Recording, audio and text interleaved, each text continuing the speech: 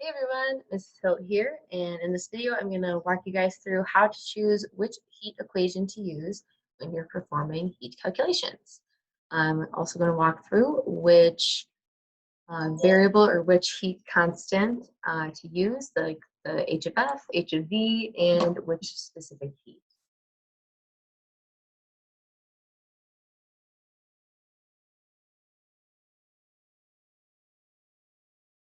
Okay, so I have this. All right, so I have this document on Google Classroom if you guys want to follow along with this. But what we first want to talk about is that every single substance has a different specific heat. Kind of why the name is specific heat is it is the specific amount, a lot of S's, of heat required for that specific substance. So every substance, so everything with a different chemical makeup has their own heat of vaporization, heat of fusion, and specific heat again. And the whole reason why is because of heating curves, or heating curves were made because of this. Different substances are solids, liquids, and gases, and then change into those phases at different temperatures. So water is a good one to always explain things off of. If you guys look at the screen, I have water's specific heat for ice, solid water, liquid water, and steam, all a little bit different. And then the heat of fusion, heat of vaporization. Now, if I were to plug these values in for something else like carbon dioxide, dry ice, all of the values would be very different. That is because dry ice, or CO2, is solid, liquid, gas at different temperatures than water is. So it would have different specific heats and different heats of vaporization and fusion because it takes more or less different amounts of energy for those substances to either heat up or change phases. All right. So what you guys need to do when you are reading a problem is first pick out everything that they give you in order to solve it. So all the numbers, including their variables, and try to identify what parts or like what those go with. Like if it's joules, then you know you're given a Q, or if you're given kilograms or grams, you know you're given a mass. So pick everything out that you need to solve this problem.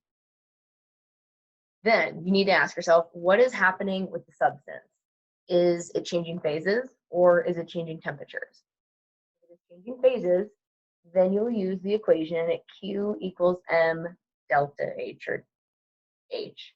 I left the delta out because sometimes that confuses people that there's a delta. It does not mean that you take an initial, a final minus an initial.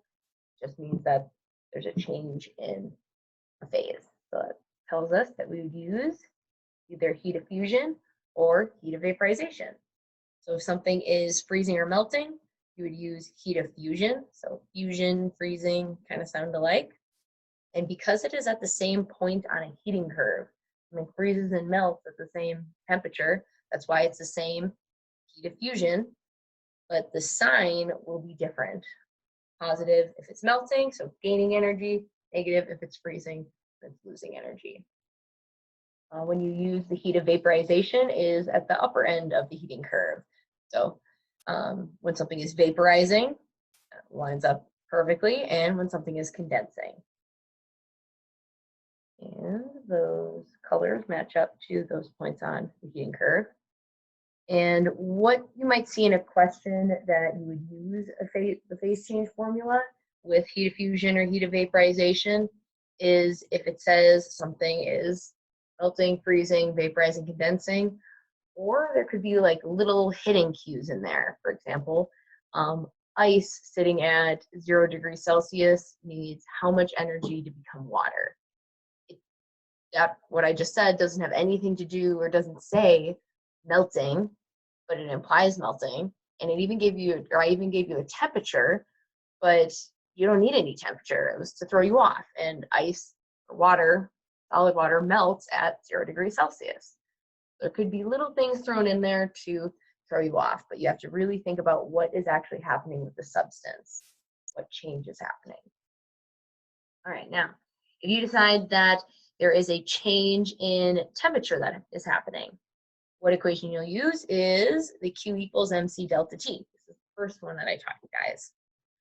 And the huge thing, or the main thing to look for, is a change in temperature. And other than that sample problem I just shared at a minute ago, normally you will be given a temperature when you use this problem, normally. Sometimes you'll even be given two temperatures so that you are calculating the change in temperature, right? And it can get tricky though when you guys are identifying which C to use, and you have to, from the context of the problem, as well as analyze the temperatures. So if something said it was solid, you would use whatever the solid specific heat is for that substance. If it's liquid, liquid specific heat for that substance, and gas, the gas specific heat for that substance.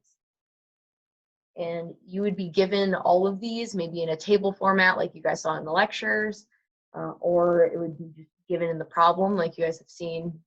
Different problems just provide the specific heat right in there. And if you ever are not given the specific heat, that's probably an indication that you are solving for it. Or if it's water, normally water's specific heat is commonly known.